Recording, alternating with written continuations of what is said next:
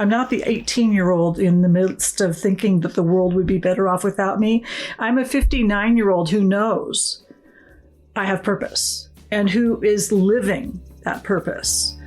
So I may not have known, and when you're in a crisis, you may not know what your life purpose is, but you are here for a reason. This is a topic I have not discussed on HIListically Speaking, but it is an important one. So when Kitt O'Malley reached out to me, I jumped at the opportunity for her to share her story. You see, Kitt is a former psychotherapist. She is a devoted mom and wife, and she is also living with bipolar disorder. So what does that mean? Well, when you're working in the mental health space, there are a lot of questions about your own mental health. And Kitt has not shied away from that. But it was a struggle, and it's been a balancing act for her. And she shares that beautifully and eloquently during this conversation. So during this talk, we learn more about accepting a life with mental illness and bipolar disorder. She talks about her suicidal ideations and depression. And most importantly, how she shows up for her family and wants to remind all of you that no matter what, you are enough. Take a listen. What's new and good, Miss Kitt O'Malley? Well, luckily we've had rain. Because we are on fire. The Pacific Northwest this fall has been on fire. And so we've had some much needed rain. The weather just dramatically changed from being a real long Indian summer throughout October. And finally the weather dropped like 20, 30 degrees. Wow. And so for listeners who are joining us on HIListically Speaking, Kitt is out there on the Pacific Northwest. You are in Oregon and you live in a beautiful area. But you know what? Even with whatever natural area you live in, whatever area of this country or world you live in, there's always some kind of Mother Nature makes a presence, right? So, oh, yes, definitely. So you're up there in the Pacific Northwest of the United States, and as beautiful as Oregon is, it does come with its downfalls, I guess. So I hope you're well. But on that note, I guess that would be a good that you're in a beautiful area. What's new with you? What's going on with you? Well, I've been talking on podcasts and volunteering for my local National Alliance on Mental Illness in Central Oregon chapter. And last week I did a presentation for our CIT training, which is the training that is done for crisis intervention training for police. So that's always a huge honor. Yes, absolutely. To train police who want to get the specific mental health training to be able to intervene properly when there's a mental health crisis, because there's too often police, they're trained to respond in a containment, which often leads to people with mental illness getting killed. So having this better understanding, being empathic, having some skills, they have a full week of training, and we just go in there and share our stories. I shared a story of lived experience. And then other people shared stories of being family members. There were other people from NAMI sharing stories of lived experience too. So I'm just really appreciative that we have police who are out there going and getting this sort of training. It's so important. And I think that's one of the reasons why we align so well, you and I. I mean, the work that I do with the havening techniques, and we are actually very, very proactive in helping our first responders, because they are the first line to crisis. And when you have the tools to know how to deal with the crisis, and basically words matter, the verbal first aid we use, the energy we put out there when someone's in crisis, when there's a crisis situation, when you and I and many like us are out there sharing the gift and the modalities that we know that can put them in the hands of those to help those, it really pays it forward. So thank you for the work you're doing. It's much appreciated. And it comes from your own experiences. So let's get to that. Having you here is a blessing. This is a topic I have not covered yet. Interestingly enough, being that this is a podcast that focuses on mental health and trauma, that I have not covered the area of bipolar. And when you approached me, I have to say my thought was, I'm so proud of those who are owning it and are willing to talk about it and be the voice for those who might be the voiceless and not so comfortable talking about mental health. But we need to talk about these things. So I want to give you the floor to talk about your own experiences dealing with bipolarism and how it has been a part of your life and how you've made it that trauma to triumph. Right. Well, I started actually with the diagnosis of depression. And that was back when I was 18. I was suicidal.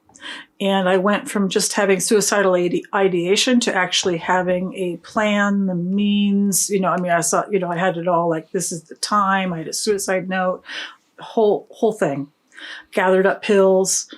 And then I sort of stood back from myself and I observed what I was doing.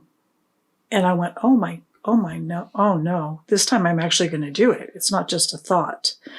And so I called a friend to come over and be with me until I got into therapy. I went over to my resident assistant in the dorms and I said, I need to see somebody really good today, because I'm suicidal. And so I got in to see a really good cognitive therapist who helped me with the crisis, just to stop those thoughts and rewrite them, which is what cognitive behavioral therapy is about. It's known as CBT. So this was back in the 80s. It's nothing new. Right. So 81, 82. So I that helped me through that crisis. And I ended up living with that diagnosis throughout my 20s, and coped with it by going to therapy, different types of therapy, and I also got a master's in psychology and was a therapist until I just at the age of 30. I had a very hard year. My grandmother died. A friend from high school died of AIDS. And I had a client, a 16-year-old boy, threatened to rape me during session. And I got past him. He tried to get the phone. He disconnected the phone. And finally I got past him and out of the door. But he was 6 feet tall. He was big. A 16-year-old boy can be pretty threatening to, a young woman. So after that, I just couldn't even get out of bed. And so I called my parents and I said, now I can't even get out of bed. And they said, why don't you try medication? So I tried medication and the antidepressants triggered a week of mania. And I had 3 strains of streaming thoughts. One was in binary, in zeros and ones. One was about chaos theory, and one was about the Christian mystic saints.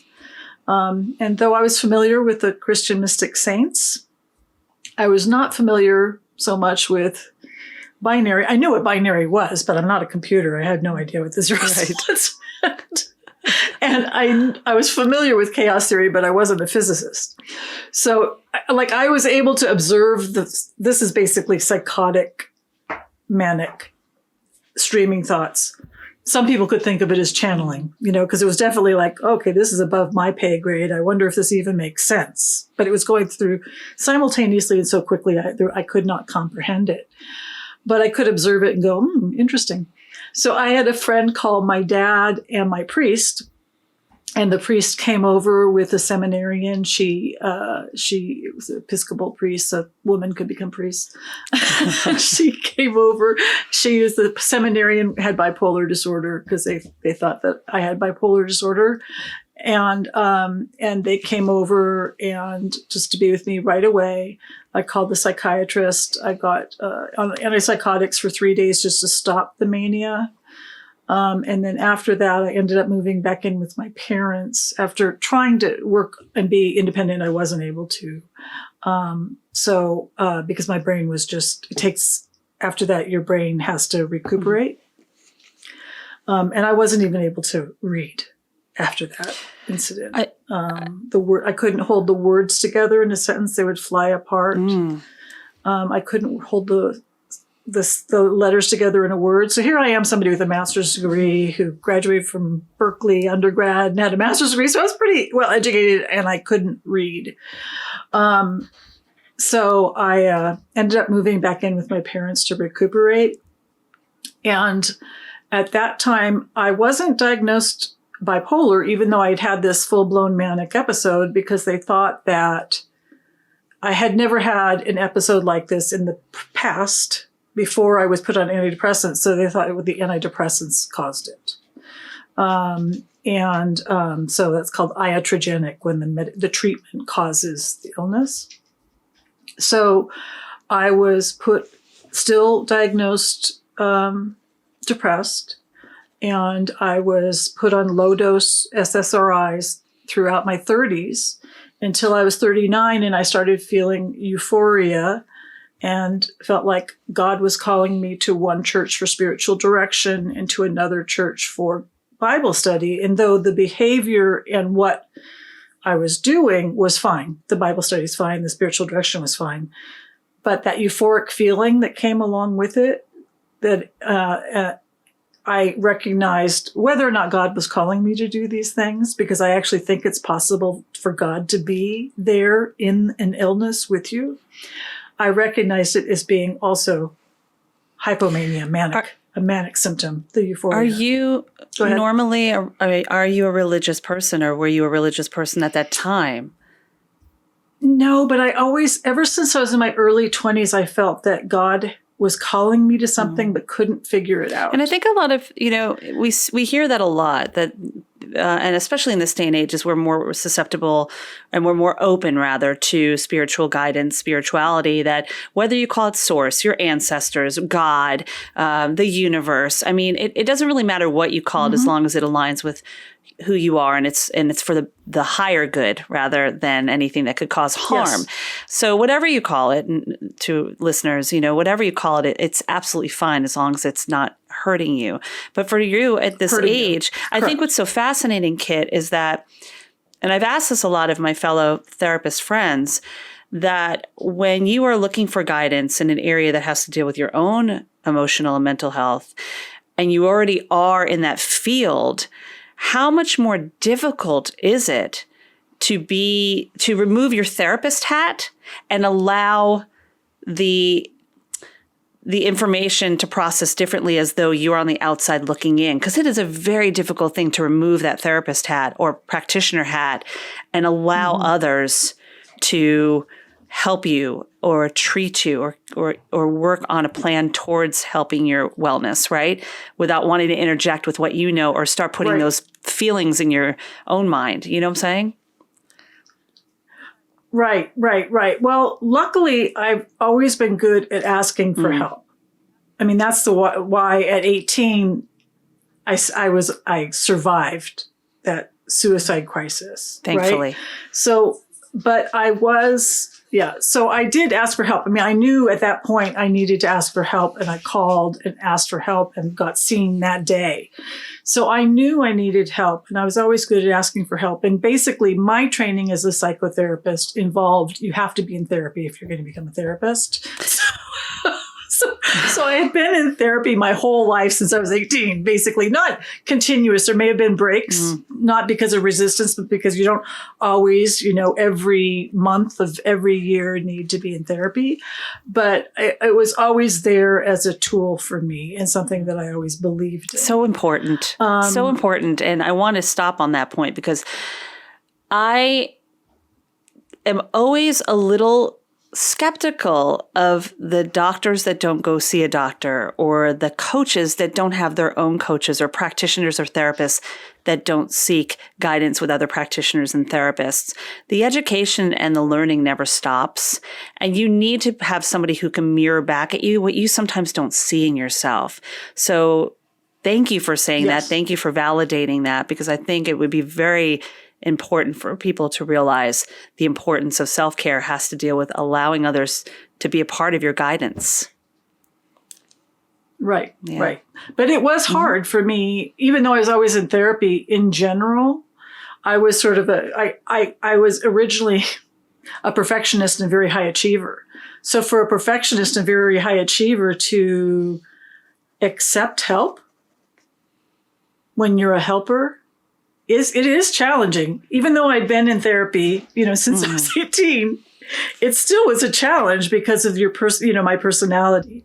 But yeah, I'd always been in therapy since I was 18, and I'm a big believer. It doesn't work for everybody. For other people, there might be some other treatment that is like my son. Although he'd been in therapy, I put him in therapy when he was 4, so he was in therapy from the time he was 4 until 10. And then at 10, he said, I don't want to do therapy anymore. I just want to do medication.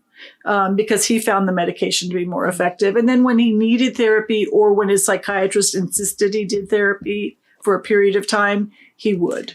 And he did. So there would be times he said, Mom, may I go to therapy about this particular issue? And then he'd say, okay, that's enough. That's enough. I can tolerate, So smart. And to give him the options and the tools. And that's another really powerful point, is that there are so many different ways that we can work on our emotional well-being, whether it's traditional therapy, whether it's different coping skills and modalities, whether it's going on a retreat, taking a walk, working out. All of these are part of that healing process. And I remember, much like your son, and I'm sure you've dealt with this too, I remember being in traditional talk therapy. And at some point, it can be extremely repetitive and talk. Mm-hmm. And there's a place for it. But at some point, you might need to take a step back and I don't feel like talking about this anymore. I would like to try something different. So to give him those skills at such an early age to realize what he needs is beautiful. The one thing I do want to touch on, and this is something I hear a lot with clients, is that perfectionism. Why do you feel that you were in that place where you have to be perfect? Well, I think part of it was birth order. I was firstborn, and my parents were both firstborns. And so we were all type A personalities, very high achievers. And so, and I found it devastating because I had these expectations that I was going to go to Harvard and go to medical school and all these things. And then I didn't get into Harvard or any of the Ivy League schools I applied to. I got into UCLA as a biochem honor student. Although UCLA told me when I was 17, right before I went to school, I was sent this thing that says you must do remedial summer school because your SAT scores were so low. They were under 700. I'm like, what? Mm-hmm. So it's possible that those SAT scores were the reason why I didn't get into the Ivy League schools. And my vice principal in high school wanted to take it on, and she called all the schools I applied to, but my parents wanted to just drop it because they were thrilled that I'd be close to and going to a public school. Happy to launch you, but still want to keep you a little bit close. Go away, but stay close. Right. Not too far, just perfect. And my sister even said, given the fact that you were suicidal, it was good that you were close to home, because I went home on the weekends because I couldn't tolerate the noise in the dorms. How did you deal with that idea? So how did you deal with the perfectionism? It's been something that's been an ongoing thing for me, coming to terms with and accepting myself as what I consider myself is broken and more beautiful for it.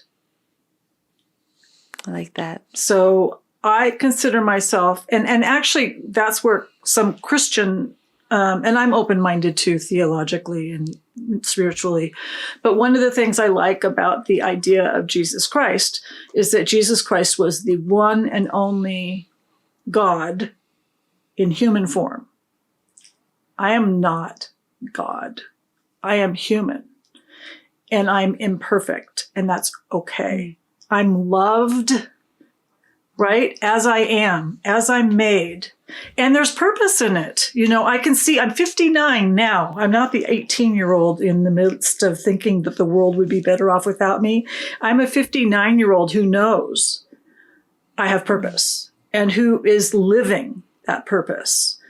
So I may not have known. And when you're in a crisis, you may not know what your life purpose is, but you are here for a reason.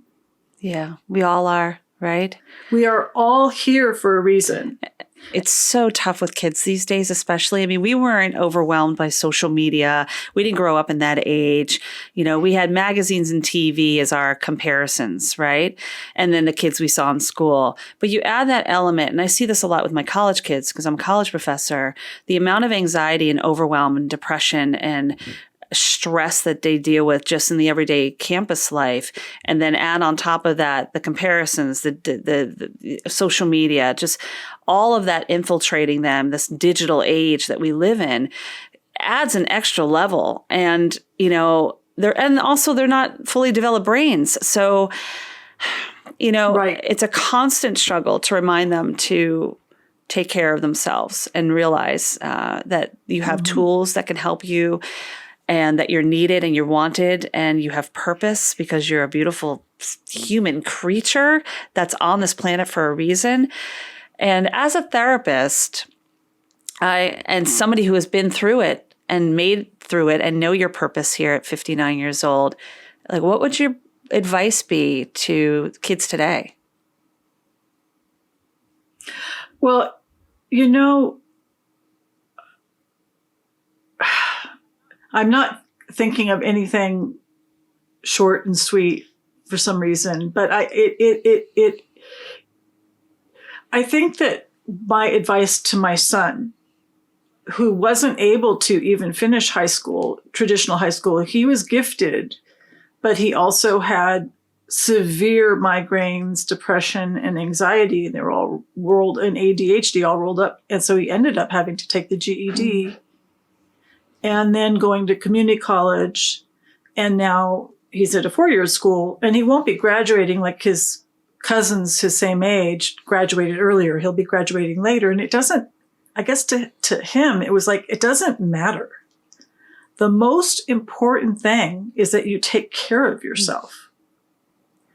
It doesn't matter if you're at the very best school or the highest score or it doesn't matter. Like and jokingly, we always use my husband as an example. Like, he went to Chico. It's a party school, isn't and it? He didn't get the great. Isn't that a party school? Exactly. Although he was an engineer, but so he actually didn't party. But that's the reputation, right? So we went with the party school reputation.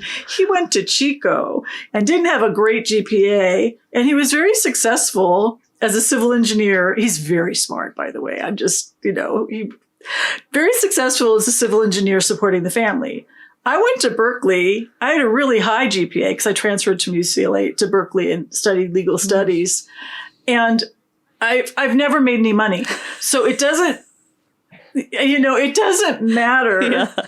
Like, if you're thinking in terms of success by money, it doesn't matter. What matters, and even I don't think it matters really that I make money or not, because my purpose is something different than making money. You don't have to make money to be valuable. Or a success.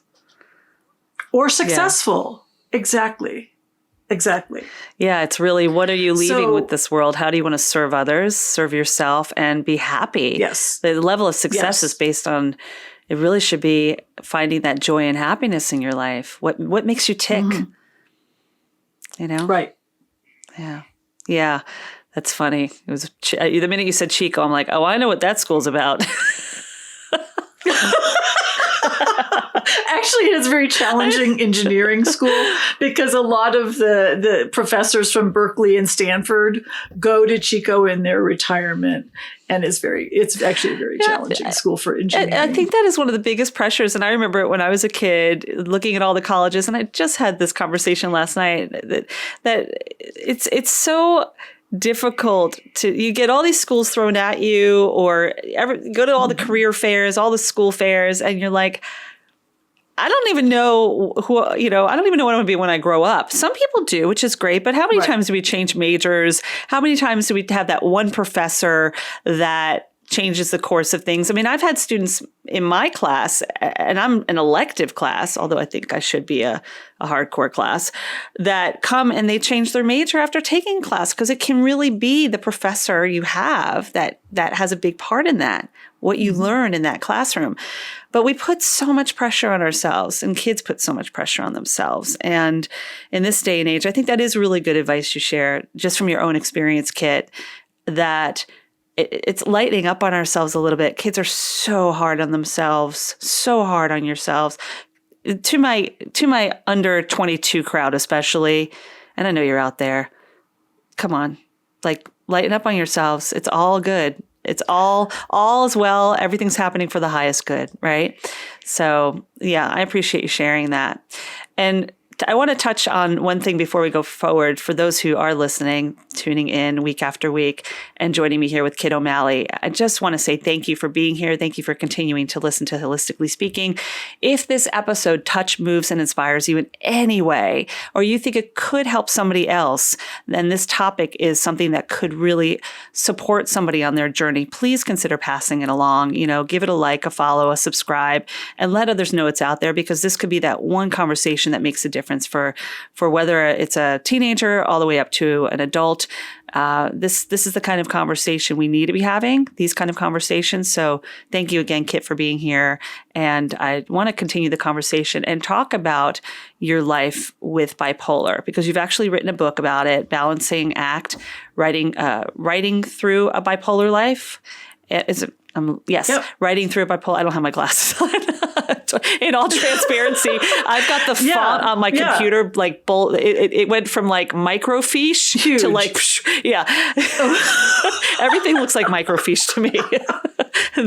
I know. If that's not dating me, I don't know what is. That's what happens. But I want to talk about living with that bipolar life. So let's talk about that a little bit, and how you've been able to really go forward powerfully in this time living with bipolar. Yeah, well, when I first got the diagnosis, actually, I had so much internalized stigma about the difference between the diagnosis of bipolar versus depression that I put my son in full-time daycare and went back to work full-time. So that was very painful for me to think that I couldn't be a good mom if I had this serious mental illness, because I thought from my education that bipolar is this serious progressive mental illness.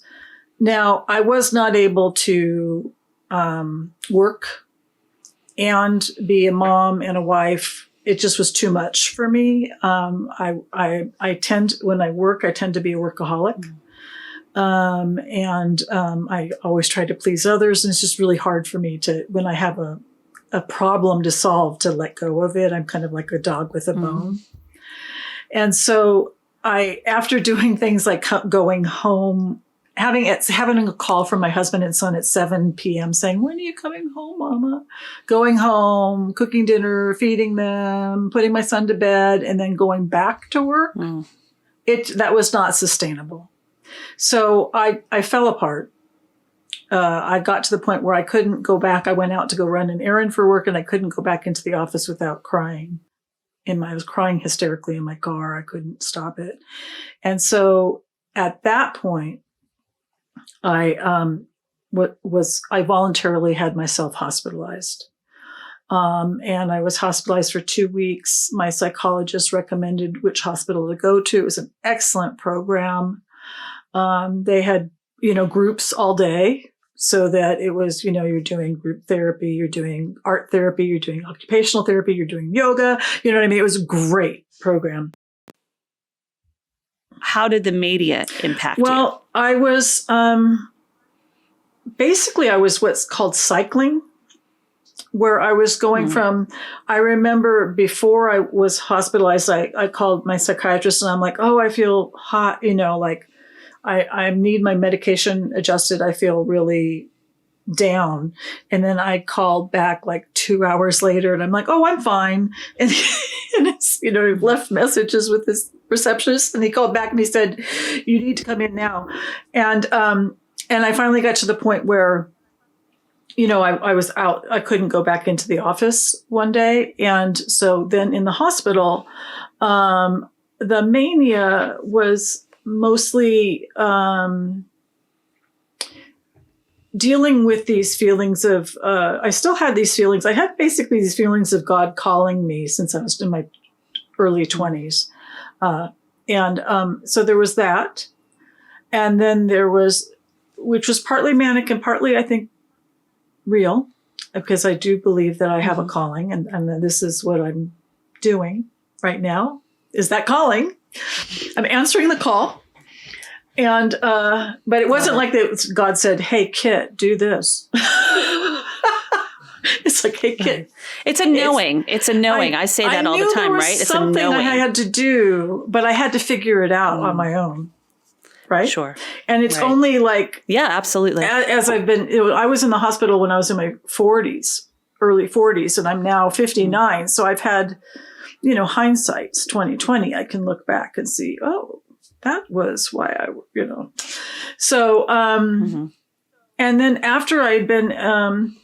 the hospital program was great. They were able to get me on medication that stabilized me. And it had a structured program of groups all day long, groups, occupational therapy, art therapy, yoga, talking therapy, just all different kinds of stuff. So, and then after I did those 2 weeks, I did a few months of what's called partial hospitalization or day treatment, or basically outpatient, but all day, where I go there that was my job for a few months, was to get better. And then I actually haven't been back to work since then. My work has been, and I reframed it it was hard for me not going back to work, because I had so much an identity and expectation of being a professional my whole life. At that point in time, actually, I wasn't a therapist. I stopped being a therapist at 30. So I was only a therapist in my mid-20s to 30. In my 30s, I actually just took a temp job and ended up being a commercial real estate professional on the analytic side, administrative and analytic and marketing side.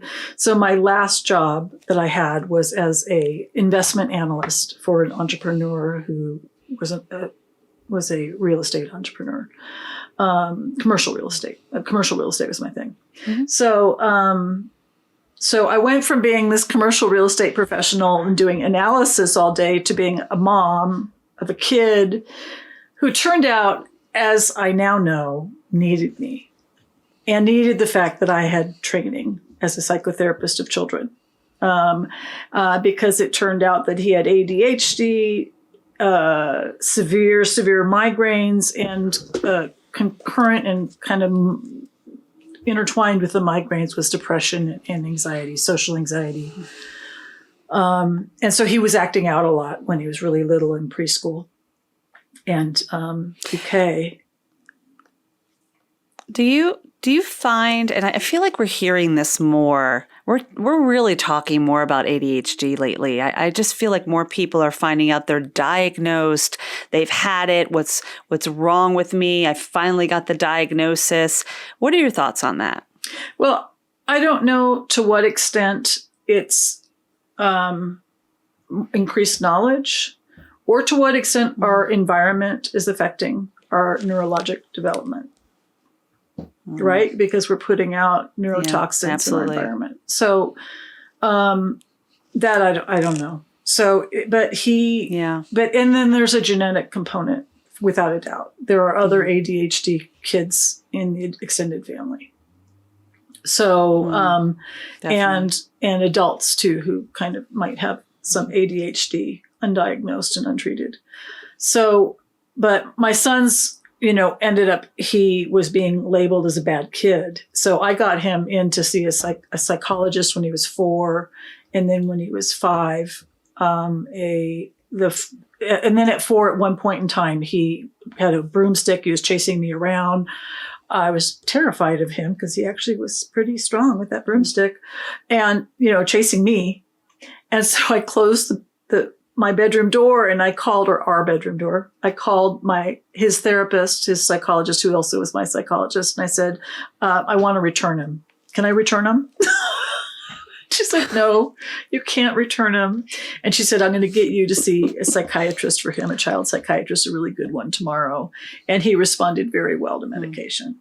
So he still responds well to medication. And he's 22 now, a university student, and he thanks me for how I mothered him. So all of that initial fear that I'd be a bad mom. And that was like my theme in the hospital too. And in the partial hospitalization was, being a good enough mom to my son, because I knew that I had to be well to be a good mom. Being well to yourself. I mean, you can't give up on them, and you always are going to be a parent, right? Whether you are at your best emotional and physical well-being or not. So what can you do to be the best? And It's a constant job. I mean, especially, when you're battling your own, you can't give up on them. Like, I'll get back to you after I have a mental health day. You can't do that, especially when they're younger. But I think you're showing up and you're really leading by example, Kitt, by being that kind of parent and putting that possibility out there. Because there are parents and people in general that I've talked to and clients I've had where it feels like there's almost a fear of, and I think we're getting over this, so let me preface it with that if you are getting help for your child or your child has, there's something that is stopping your child from thriving, it's a reflection of you. And the parents that take it in, this as a working in psychotherapy, the parents that take it in and make it about themselves it's an extreme disservice to your child. Yeah. Right. So it's changing that thought process too. Yes. It's not a reflection on you, know? Right. I mean, clearly if kids are being abused, that's traumatic. But most of us are just imperfect parents and good enough parents. And so perfectly imperfect. Perfect. Exactly. So for those of us who are just perfectly imperfect, that's good enough. So, and the biggest thing that I found, or that I really believed was important, was first of all, doing what was right for my son based upon my son's needs, which might not fit what other people think are the right way to parent, right? Because he had unique needs. So if he had siblings, his siblings, and I actually had, as a therapist in residential treatment, worked with adolescents in a moral development model. The owners were educated by Kohlberg at Harvard. And so each kid got treatment based upon their needs, not just boilerplate. Mm-hmm. And I think that you have to understand that children's needs differ. Just like your needs differ. We all have different needs. Mm-hmm. And he now, as an adult, regularly thanks me for how I parented him, which is just, it's so wonderful. Beautiful. Yeah. I mean, it's being appreciated and validated for the work you've done, even when you were going through your own struggles, which I imagine that every parent deals with. You don't want to open up about all the problems and troubles you're having, so it becomes your child's anxiety and stress, right? There's certain things that are adult, you got to do the adulting thing, right? But to be heard and validated by your son. What's your son's name? And one of the things I think, thanks, Matthew. One of the things I think is really important too is that parents, when you make a mistake, you have to be willing to, I believe, this is what I did, apologize for making a mistake. Because if you want your... Right. It's not that I'm the adult. You're not perfect. So you have to, if you want your kid to take responsibility for their behavior, you have to model for them taking responsibility for your behavior. So well said. Beautiful. Thank you for sharing that. And I'm hoping that resonates with the parents out there that listen to Holistically Speaking. And on that, as we talk about the balancing act, writing through a memoir, the memoir you wrote, writing through a bipolar life, I do want to remind our listeners that Kitt is got that book out there. It's on Amazon. I'm going to put a link to it and I'm going to do it. Like, this is a great book. In fact, I wish I got it before our conversation, but it's good to have, regardless of whether you're a parent or not, whether you're dealing with bipolar or not, because somewhere out there, you're going to hold space for somebody else who might be battling depression, bipolar, stress, anxiety. The more we know and we can learn about how to hold space for others, the better. So I'll have a link to that in the podcast notes to the Balancing Act, Writing Through a Bipolar Life by Kitt O'Malley. And Kitt, this has been so beautiful. I mean, you've shared so much. The story of how you've grown from your own, from balancing the balancing act in your entire life from the time you found out that there's something that needs support here with my emotional health. And I don't want to say there's a problem, because I think the language we use on ourselves is so important. And when we think that I have an issue, I have a problem, suddenly we're damaged, right? I think it's the language we use. And if we're broken, the thing is, it's like the kintsugi, Exactly. The old Yes. Japanese art. Yes. Right? I say it all the time. Like, I would rather have the gold fragments through my entire pottery Exactly. of life, because it's part of Yes. who I am, that the beautiful scars in our lives, learn from each beautiful scar. It makes us into who we are meant to be, how you can show up for others and yourself. And you know what? Like what Brene Brown says, it's the whole idea of one day your story could be someone else's survival guide, right? So you and what you're sharing could be someone else's survival guide. So I want to thank you for that. Thank you, personally, Hilary. while you're here in my space. On that note, can we have a little fun? Yes. Okay, cool. Great. So any of my podcast guests and those who listen know that I do a little game at the end of my podcast episodes. And basically it's word association. And I would think, being a Berkeley girl, a smarty pants, and also, working in the field of mental health and being a heady girl, you'll be great at this word association game. Although those are usually the ones that are like, I don't know what to do, because you think too much.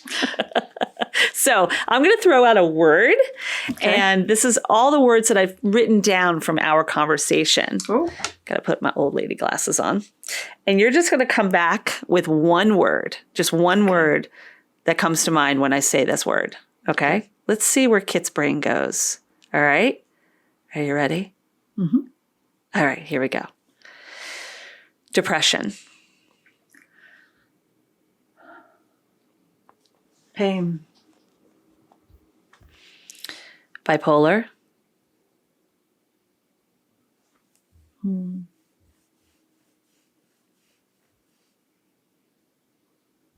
Wow. Can't even. Stigma. Just that first word. What is that, stigma? Was it, like, that's a good I one. felt something rather than have a word. So Yeah. No, that's fine. the feeling The actually feeling was is a very good feeling. important. The feeling was like a vessel holding the feelings. It was almost, that. it wasn't a negative thing. So I was like, well, what word? Okay. But it wasn't stigma. It was more like a vessel, like I'm holding this and it's okay. Oh, I like that. Thank you for elaborating on that. Sometimes the word association turns into a lesson too, right? Words matter. So the stigma is more of a positive. Okay, that's great. Well, That's it's taking not hold of stigma. it, It's like I finding was that just balancing. looking for a word. It's not stigma.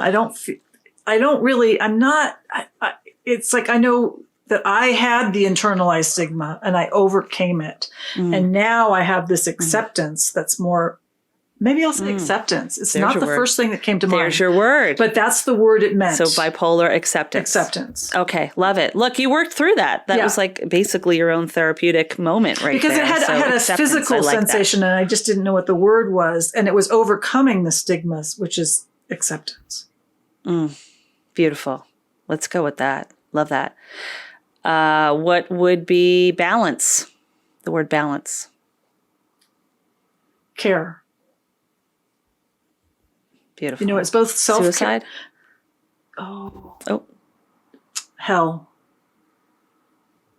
okay. Let's go back to self-care. What's the word for self-care? Self-care was the self-care. Actually, when I said care for balancing act, that involves balancing self-care with care for others, with creativity, with mental health advocacy. This is more than one word, but that care word, that's what it had to do with. That's what balance had to do with. That's what the care had to do with, doing all those things. It's paying it forward, right? It's being of service. You are so analytical. This is such the therapist in you. I know. I can't help it. I'm not good at one word. The hell. No, it's got to be the way you want it to be. I want to clarify hell. It was a living hell to be suicidal and deeply depressed. That's what that hell is. It's not where you go if suicide wins. Because if suicide wins, that's suicide's fault. That's not your fault.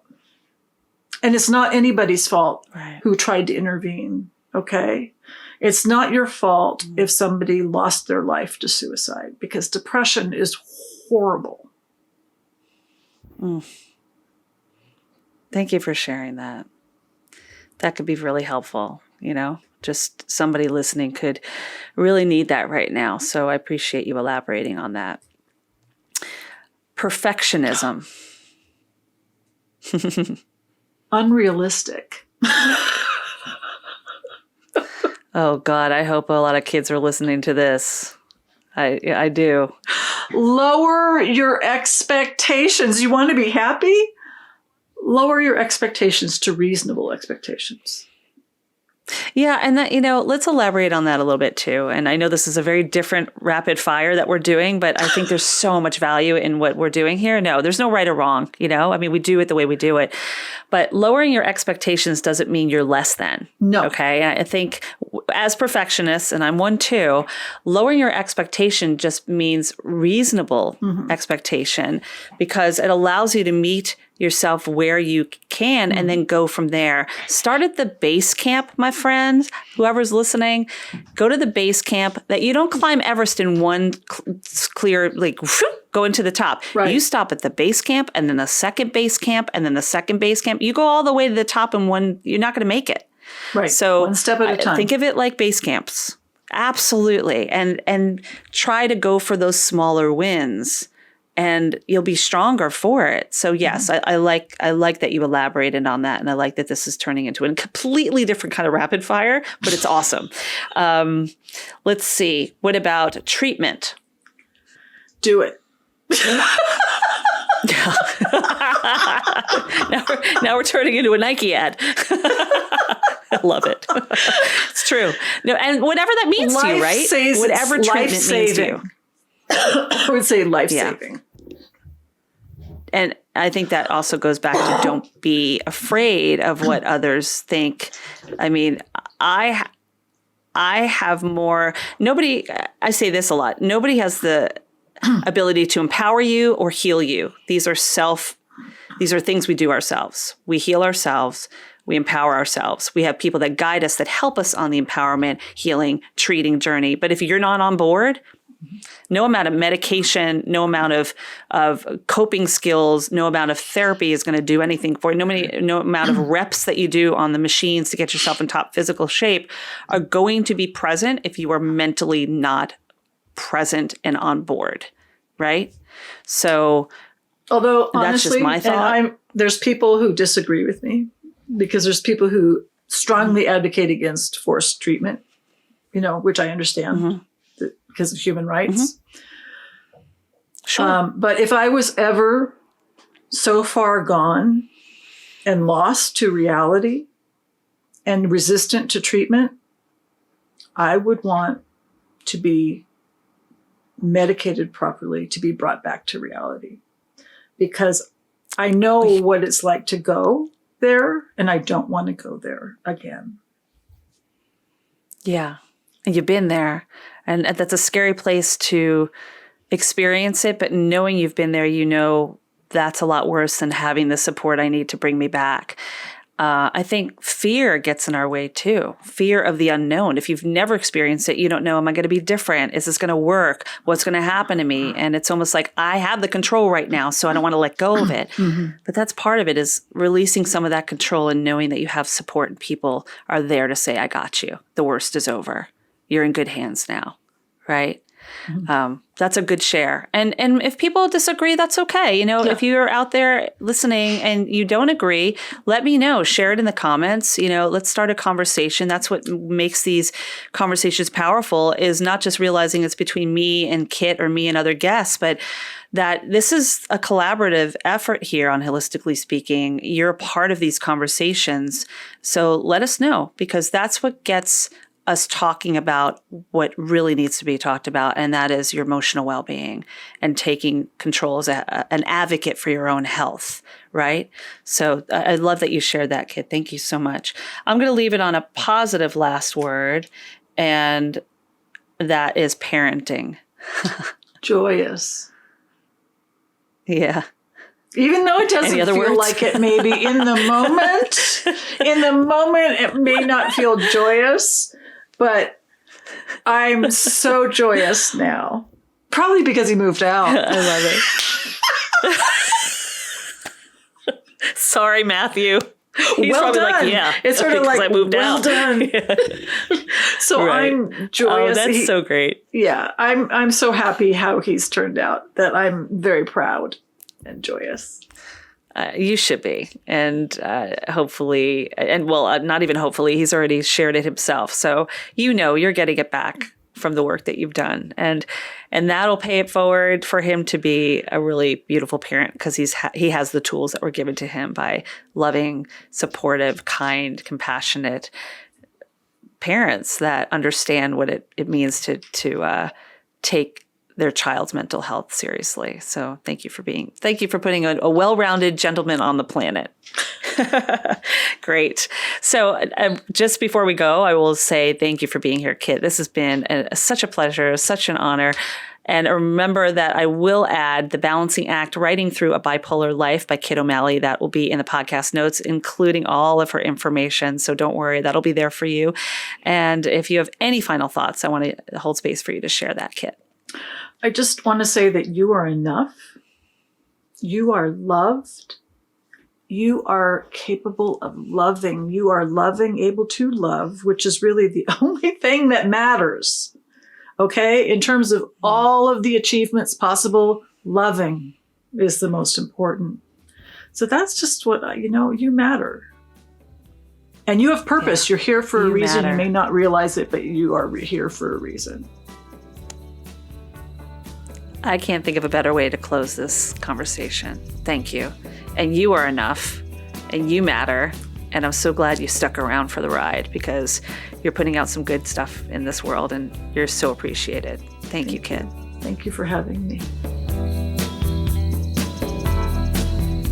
If you are interested in getting in touch with Kitt, you can connect with her on her social media, through her website. I will have all the links available to you on the podcast page in the listen notes, so definitely check that out there. You can also get a copy of her book on Amazon. I'll have a link to that. That is called Balancing Act, Writing Through a Bipolar Life. I highly recommend it.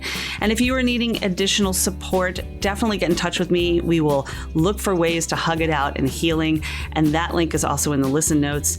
If this episode touched, moved, and inspired you in any way, or you know that this could actually support someone else on their journey, pass it along, share it, and don't forget to subscribe wherever you are listening or watching this episode or this podcast.